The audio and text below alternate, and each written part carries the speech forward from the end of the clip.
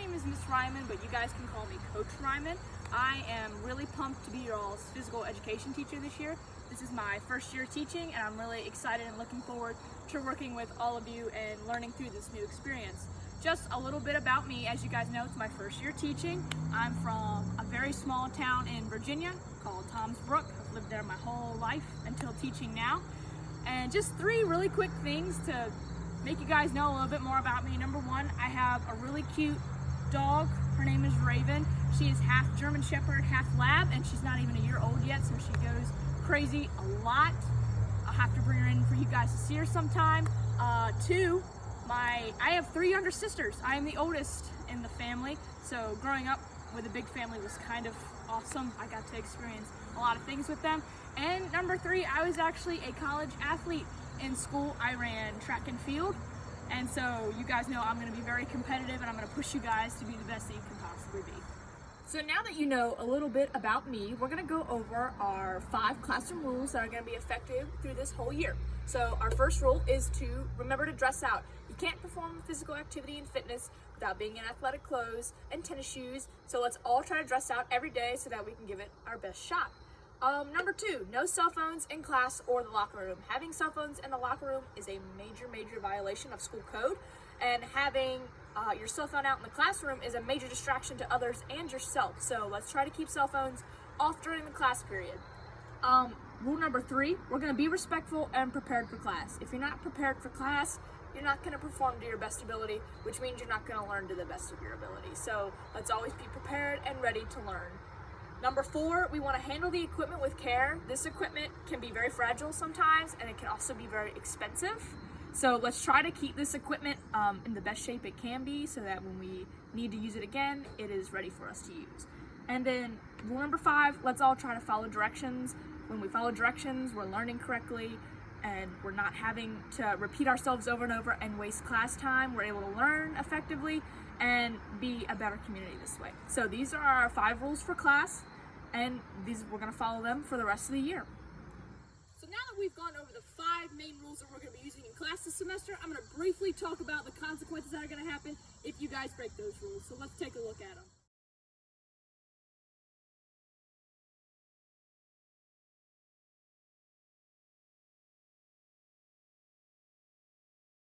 Now that we've gone over our 5 rules and the consequences for breaking those rules, we're going to go over a couple of our classroom procedures that you're going to have throughout the year. First procedure we're going to go over today is entering the gymnasium. This is going to be what you're going to do at the beginning of every start to your day when you enter gym class. So first and foremost, you're going to go to your respected locker room. Girls' locker room is on the left, and the boys' locker room is on the right.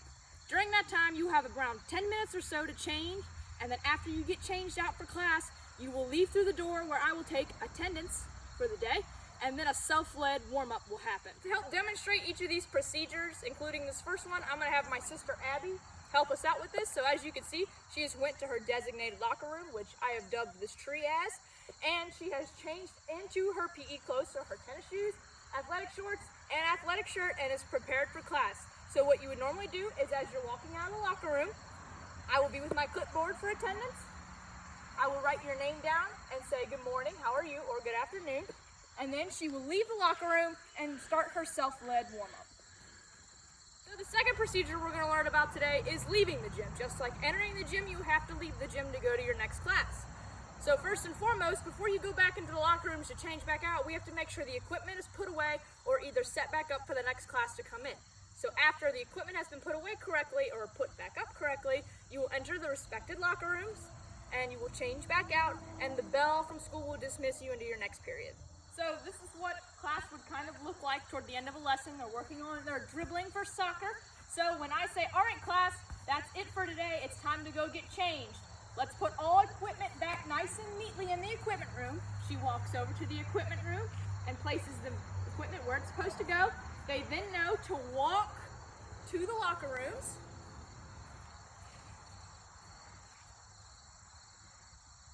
They get changed with a certain amount of time that they have, and then the school bell will ring, dismissing them from class, and they can go to their next period. Third procedure you need to know for this class is how to go to the bathroom and how to get water. So we don't usually permit students to go outside the gym for bathroom breaks and water breaks because our own locker rooms have water fountains and bathroom stalls in each of them. So if one of you guys has to use the bathroom, you just come up to me and ask me. I'll get my keys to unlock the locker room for you, because the locker room is locked during class time, and you guys will go in there and do whatever you have to do. Now, only 2 students are allowed in each locker room at a time to avoid everyone trying to go in there at the same time, unless there's an emergency, and then we might talk about letting you in there if there are more people than you. So Abby is going to come up and ask me a question. So, hey Abby, what can I do for you right now? May I go get some water? So, she wants to go get water. I say yes, that's fine. I take my keys to the locker room. I walk with her. I let her in the locker room. She goes in, and she's the only one that's in right now. So one other person can ask, and then she comes out when she's done and resumes play. Feature number 4 is getting out equipment and putting back equipment. So every day, if we're not set up, I will ask you guys to go get equipment for me. I will give you specific instructions to handle them calmly and carefully, what specific equipment to bring out, and where to place it on the gym floor. And just like leaving the gymnasium, we will go put the equipment back into the equipment closet where it goes until you go to the locker room. I have instructed them to go get soccer balls out of the equipment room because that's the type of activity we're dealing with today. So I walk with them to the equipment room to show them what to get specifically and make sure that they're doing it correctly. So if we need soccer balls, they will grab the soccer balls. And I told them to just take it out onto the court in their own personal space for the time being so we can start the lesson. And that's what they do until it's time to start teaching. Now, when we're putting the stuff back away, I will say, all right, class, it's time to put stuff away. They will head back to the equipment room. Once everything is put back nice and neat and correctly, they can head to their locker rooms. Procedure number 5 is choosing partners. All throughout the semester and the year, I will choose your guys as partners because everyone in class should be friendly and familiar with each other. Normally how I do this is I usually have you guys line up in a row, and I'll either do like a count off, so like 1, 2, 3, 4, 1, 2, 3, 4, and you guys will go with your respective people, or I could just randomly assign you with someone. So I could say, okay, Jason, today you're gonna be with Adam, and just randomly pick you. So procedure number 6 is learning your starting and stopping signal for when you can begin moving and when I need you to stop moving so I can give you instructions. Normally I play music when we're doing activities, so when you guys hear the music stop, I expect you guys to drop your equipment onto the floor nice and neatly between your feet and stand still and listen for my instructions. After I'm done giving instructions and you hear the music begin again, you can pick up whatever item you need and resume your activity. I like to move it, move it.